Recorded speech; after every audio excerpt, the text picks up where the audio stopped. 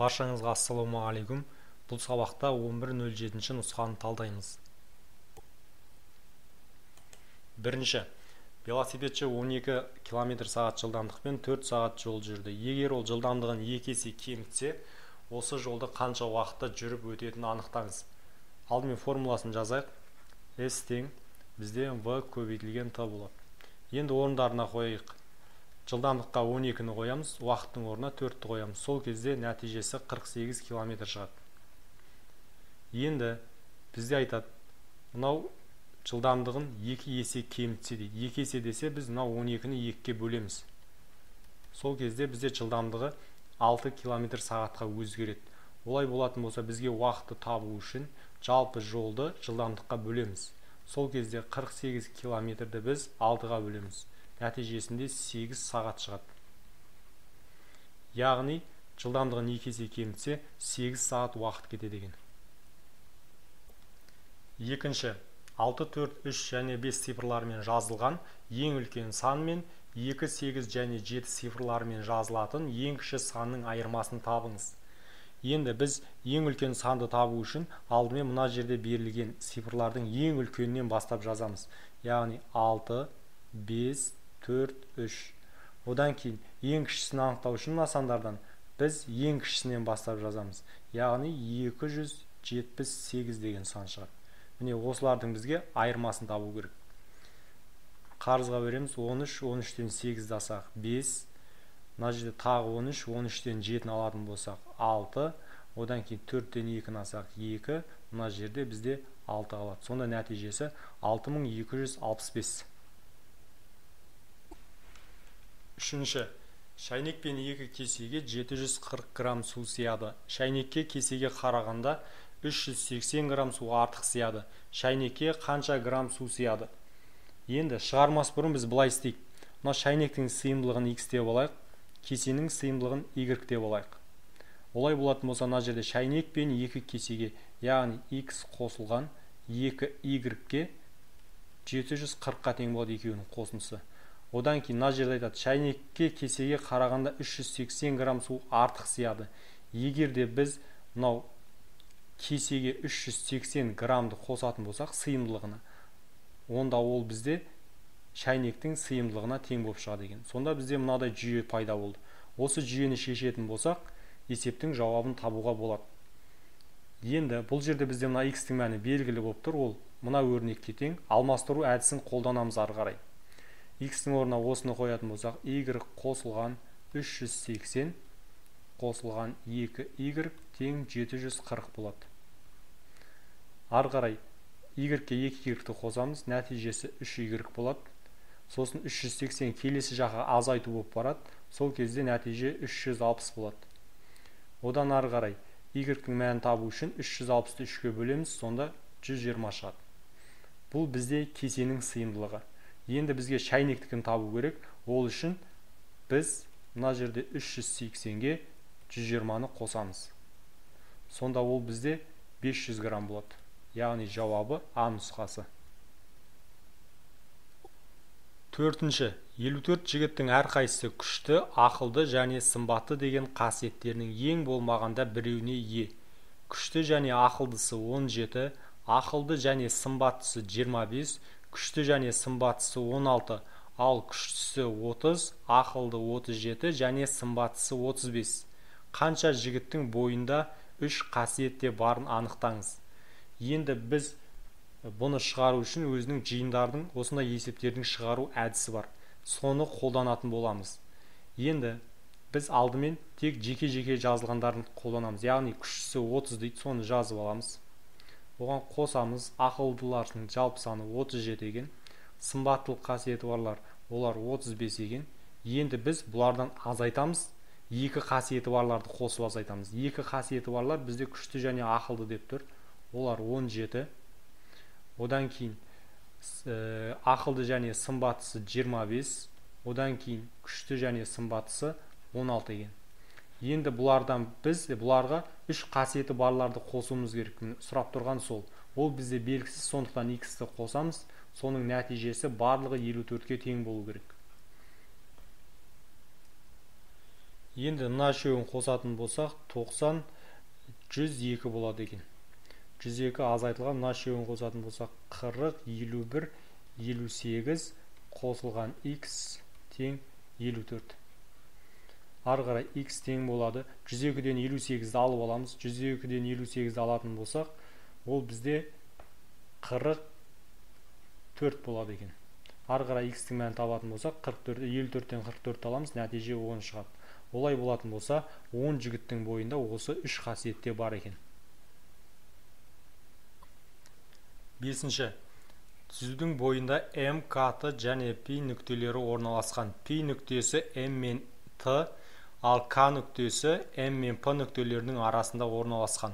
M нүктесі сол жақ шеткі нүкте болса, онда нүктелердің орналасу реті. Енді бұл жерде нұсқа бойынша тексеріп көрген тиімді болады. Бірінші шарты бізде мына жерде айтады. Мына P нүктесі M мен T-ның ортасында дейді. А нұсқасына тоқталатын болсақ, бізде мынау P, яғни P, M мен T-ның ортасында, арасында жатыр. Одан кейін K нүктесі M мен P нүктелерінің арасында. Міне, K, M мен P нүктелерінің арасында. Одан кейін M нүктесі сол жақ шеткі нүкте, онда нүктелердің орналасу ретін тап дейді. Сонда А нұсқасы барлық шартты қанағаттандырып тұр. Сондықтан осы болады. 6-шы. Төмендегі суретте апта күндерінде дүкенде сатылған Қазақстан шоколадының сатылу графигі көрсетілген. Сатылған шоколадтардың арифметикалық ортасын табыңыз. Енді арифметикалық ортасын табу үшін біз мына жердегі берілген мәліметтің барлығын қосамыз. Мысалы, бізде дүйсенбі күні мына жерде 200-ге сәйкес келіп тұр. Сондықтан 200-ді жазамыз. Одан кейін сейсенбіде 500-ге сәйкес екен. Оны қосамыз. Сәрсенбіде 400, оны қосамыз. Одан кейін бейсенбіде 100, одан кейін жұмада 300. Міне осылардың барлығын қосып, аптадағы күндер санына бөлеміз, яғни 5-ке бөлеміз, 5 күн көрсетілген. Енді мыналардың барлығын қосатын болсақ, бізде 1000 шығады. Сол 1000-ды 5-ке бөлеміз, сонда жауабы 300 шығады. Ол бізде С нұсқасы.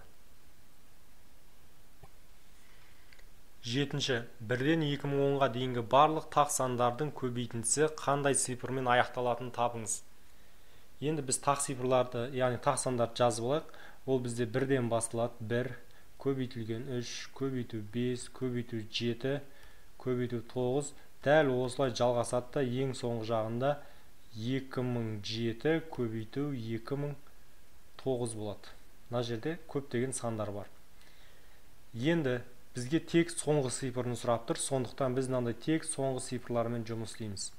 Енді 1-ге 3-ті көбейтеміз, 3 болады. 3-ке 5-ті көбейтсек, міне бізде 15 болады.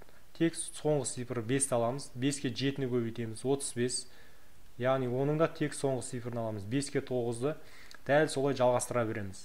Енді бұл жерде аңғаратымыз 5-ке аяқталып тұр ғой бізде соңғы цифрлар. Яғни сол 5-ті кез келген санға көбейтетін болсақ, оның соңғы цифры әрдайым 5 болады екен. Сондықтан мына жердегі тақ сандардың қай-қайсына көбейтетін болсақ та, ең соңғы цифры бізде 5-пен аяқталады. 8-ші. Қанат пен Айдар әрбір кіреберістің әрбір қабатында 4 пәтерден болатын бір үйде тұрады. Қанат 5-ші қабатта, нөмірі 4-ші пәтерде, ал Айдар 3-ші қабатта, нөмірі 169-ші пәтерде тұрады.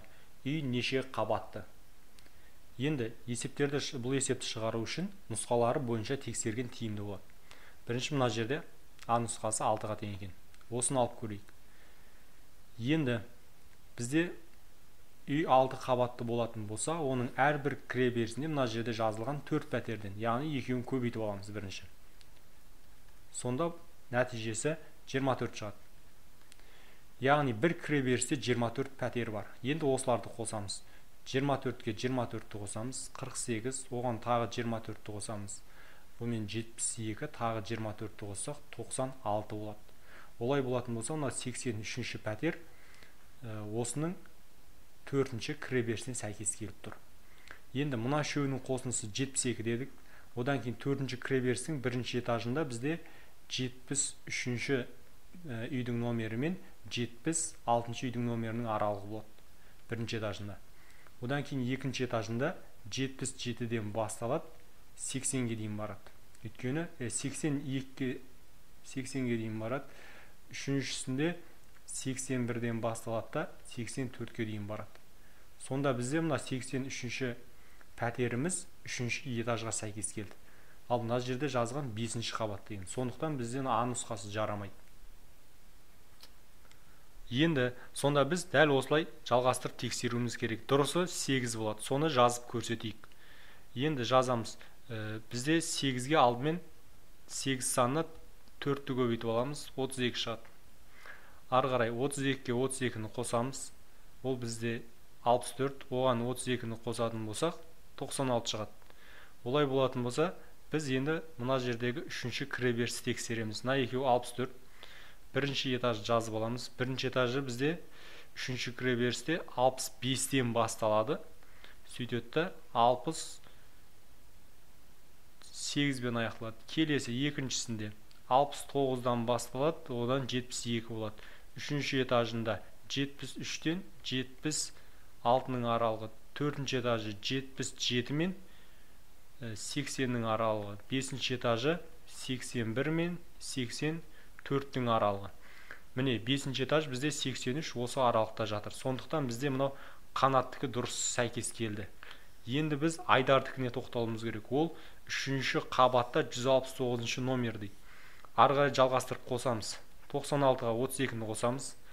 Сол кезде 128 шығады. 32 деп жазып алайық. Қосылған тағы 32. 128-ге 32-ні қосатын болсақ, 160 шығады. Енді тағы 32-ні қосатын болсақ, ол кезде 192 шығады. Енді мына 32-ні тексереміз. Мына жағында 160 бар. Бірінші этаж. Бірінші этажда 161-ден басталады.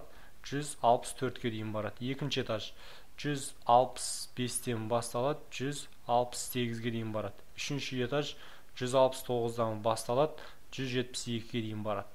Олай болатын болса, мына 169-ымыз 3-ші этажға сәйкес, мына жерде де 3 деген.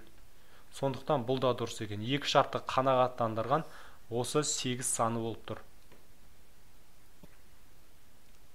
Келесі.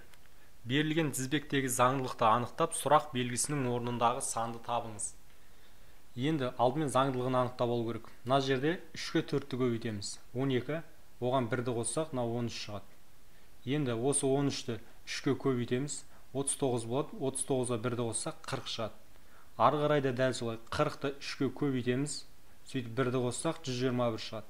Тағы да солай істейміз. 121-ді 3-ке көбейтеміз. 363 шығады, оған 1-ді қосатын болсақ, 364 шығады. 10-шы. Егер мына теңдіктер орындалатын болса, онда 6 3 бұрыш 7 өрнегінің мәнін табыңыз. Мұнда мынау 3 бұрыш деп отырғанымыз логикалық амал екен. Енді бұл жерде ескеретін нәрсе 2, 3 және 36 болып тұр. Ол қалай шықты, соны түсініп алуымыз керек. Біз 2-ге 3-ті көбейтеміз. Нәтижесі 6 шығады, сол 6-ны квадраттасақ 36 шығады екен. Дәл солай 3-ке 5-ті көбейтеміз, ол бізде 15 шығады, сол 15-ті квадраттап жүретін болсақ 225 шығады. Мына жерде де дәл солай. Енді біз мынаның мәнін табу үшін 6-ға 7-ні көбейтеміз, 42 шығады, сол 42-ні квадраттаймыз. 42-ні квадраттайтын болсақ бізде 1764 шығады. 11-ші. 7-ге бөлгенде қалдығы 2-ге тең болатын сандар тізбегінің жалпы мүшесінің формуласын анықтаңыз. Енді біз оны анықтау үшін жалпы тізбектің мүшелерін анықтап алуымыз керек. Бірінші А нұсқасына тоқталайық. N-нің орнына бірінші 1-ді қоямыз, сонда 7-нің 1 дәрежесі азайтылған 2. Бұл бізде 5 шығады. Келесі N-нің орнына 2-ні қоямыз, яғни 7-нің квадраты азайтылған 2. Ол 49, 49-дан 2-ні алатын болсақ, бізде 47 шығады. Міне, осы сандарды 7-ге бөлген кезде 2 қалдық шығама, соны анықтау керек. 5-ті 7-ге бөлетін болсақ, бізде 0 бүтін болады, 5 қалдық болады. Сондықтан А нұсқасы жарамайды. Дәл осылай басқаларын тексеруіміз керек. Енді біз бұл жерде бірден дұрыс жауабына тоқталайық. Ол бізде С нұсқасы болады. Енді 7-ні біз 1-ге көбейтеміз, оған қосамыз 2-ні. Сонда 9 шығады. Егер де біз 9-ды 7-ге бөлетін болсақ, 2 бүтін болады, және 2 қалдық шығады. ары қарай 7-ні 2-ке көбейтеміз, сөйтіп оған 2-ні қосамыз, 14, 14-ке 2-ні қосатын болсақ 16 болады. Енді сол 16-ны 7-ге бөлетін болсақ 2,2 қалдық шығады. 3-ті қойсақ та 4-ті қойсақ та, яғни n-нің орнына кез келген санды қойып дәл бұлай мәндерін табатын болсақ, сөйтіп оны 7-ге бөлген кезде міндетті түрде қалдықтары 2-ге тең болады екен. Мына жерде шатасыппын, 1-ге тең болады. 12-ші. Шыңғыс 3 км ара қашықты жүгіріп, үзіліс жасап, кері жүгіріп келгендегі қозғалыс графигі берілген. Графикті пайдаланып, ең жылдам қандай уақыт аралығында жүгіргенін анықтаңыз. Енді бұл жерде біз нұсқалар бойынша тексеретін боламыз. Бірінші А нұсқасына тоқталайық.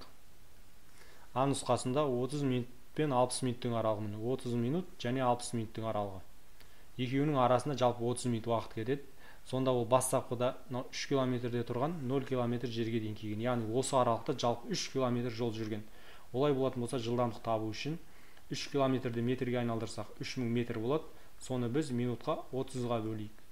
Сол кезде нәтижесі 100 метр секунд шығады. Келесі В-сы 25 минуттан 30 минут аралығы.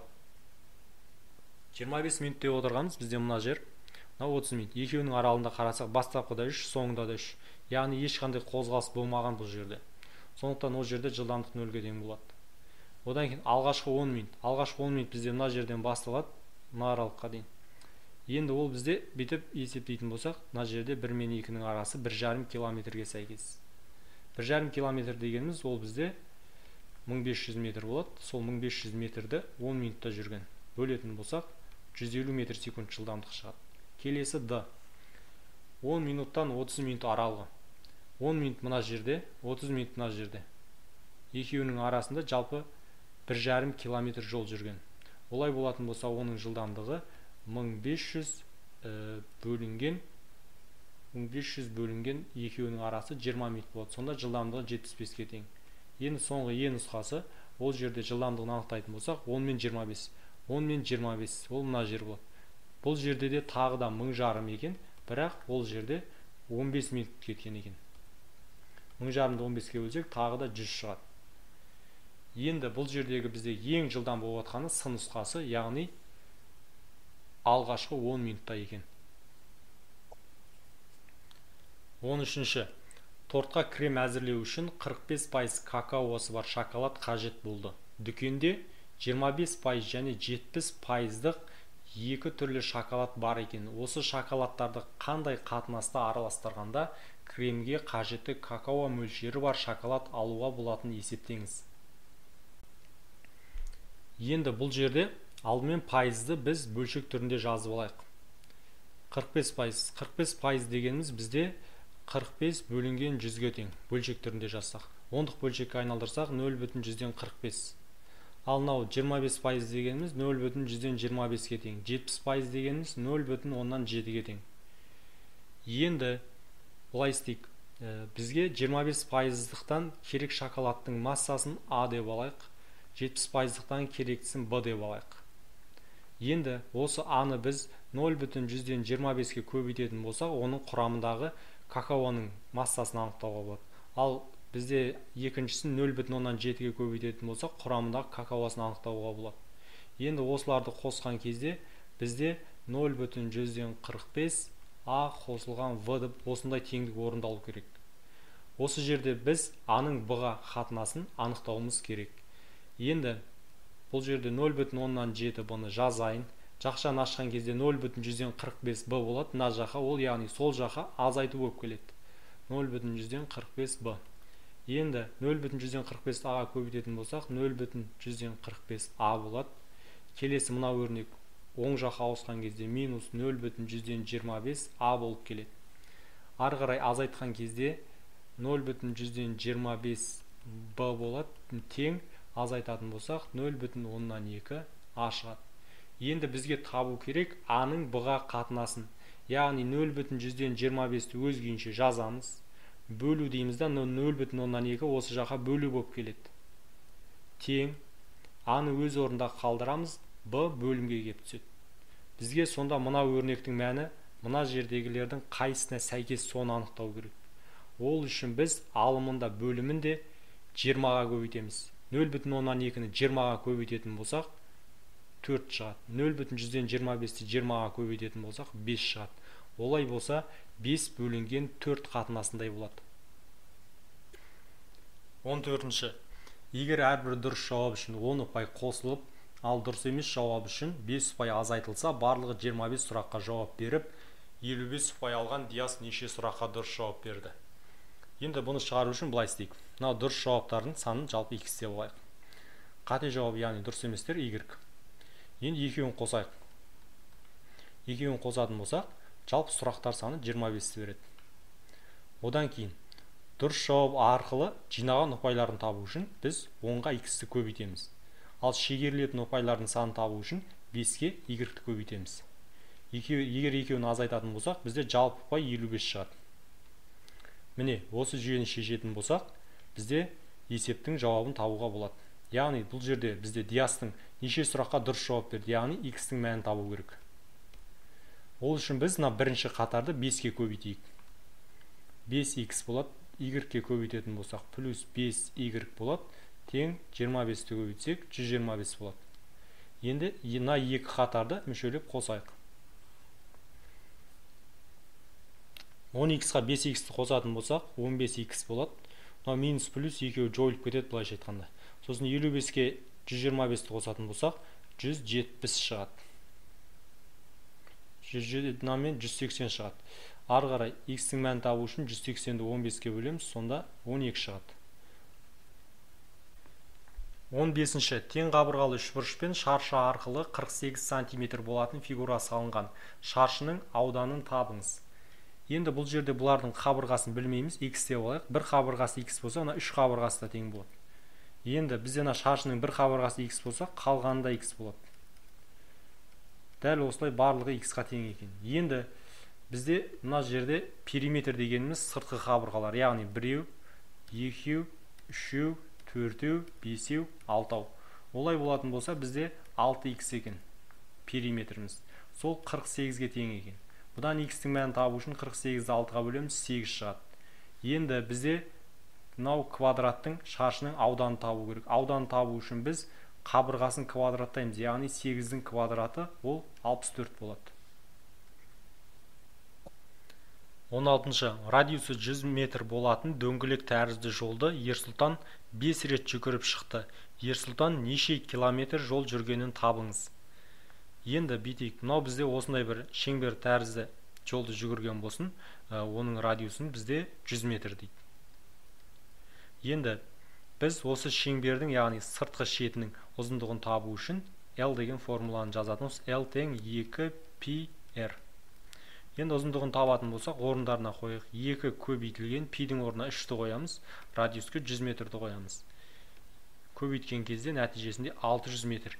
Егер де мына шеңберді бір рет айналып шығатын болса, ол 600 метр жол жүреді екен. Бізде айтады 5 рет жүгірді дейді. Олай болатын болса 600-ді 5-ке көбейтеміз, нәтижесінде 3000 метр болады. Енді жауап километрмен берілген. Бұны километрге айналдырсақ 3 километр шығады. 17-ші. Математикадан бақылау жұмысында 2 әртүрлі жеңіл, 3 әртүрлі орташа деңгейдегі есептер және 2 қиын есептер ұсынылады. Құрамында қиындығы әртүрлі деңгейдегі 3 есеп болатын бақылау жұмысының әртүрлі нұсқаларын қанша тәсілмен құруға болатын табыңыз. Енді бұлай алайық, бізде 3 есепті бұлай 3 бөлік қарастырайық.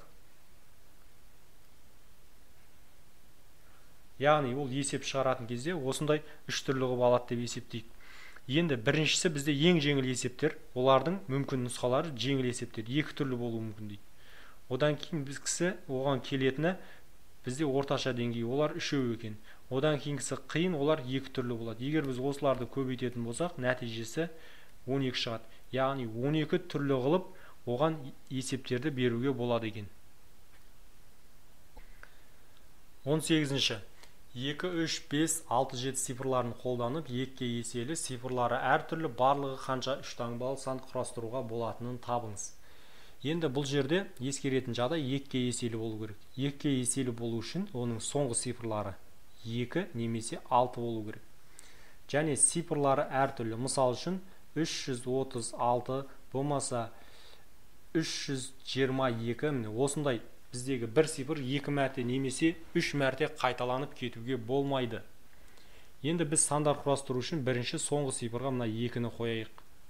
Сонда былай жазуға болады: 352, одан кейін 362, 372. Бұл жерде аңғаратымыз соңына 2 қойып отыр, тек алдындағы 2 цифр өзгеріп жатыр. Дәл сол сияқты енді 53 жазайық, 56, 57. Яғни жандарына 2 тіркей салуға болады. Сол сияқты 63, 65, 67, одан кейін 73, 75, 76. Әрқайсының жанына 2-ні тіркей саламыз. Енді бұл жерде барлығы 12 сан құрастырдық. Дәл осылай соңғы цифры 6 болатын тағы да 12 сан құрастыруға болады. Сонда дұрыс жауабы барлығы 24 сан болып шығады. 19. Берілген сандар белгілі бір заңдылықпен орналасқан сұрақ белгісінің орнына сәйкес келетін санды табыңыз. Енді алдымен заңдылықты анықтайық. Мына жерде қараймыз. 3-ке біз 3-ті көбейтеміз. Сонда 9 шығады. 9-дан 3-ті азайтамыз, 6 шығады. 6-ға 3-ті көбейтеміз, 18. 3-ті азайтатын болсақ 15. Дәл осылай жалғаса береді. 15-ті 3-ке көбейтеміз, 45. Енді біз 3-ті азайтамыз. Сол кезде 42 шығады. 20. Ауданы 400 см квадрат болатын шаршының ішіне ең көп дегенде қабырғалары 3 және 5 см болатын неше тік төртбұрыш орналастыруға болатынын табыңыз. Енді есепті шығару үшін алдымен осылай квадрат сабылайық. Яғни былайынан ұзындығы 20 және мына жағынан да 20 болатын. Енді осыған біз мынау ұзындығы 5 және ені 3 см болатын тік төртбұрыштерді орналастырып көрсеттік. Былайынан есептейтін болсақ, бізде 5-еу бар екен және былайынан 4-еу бар. Соны көбейткен кезде 20 шығып тұр. Енді мына жерде 21, 22, 23, 24, 25, 26. Ал мына жерге ештеңе орналастыра алмаймыз. Сондықтан 20-ға 6-ны қосамыз. Сонда нәтижесі 26 шығады.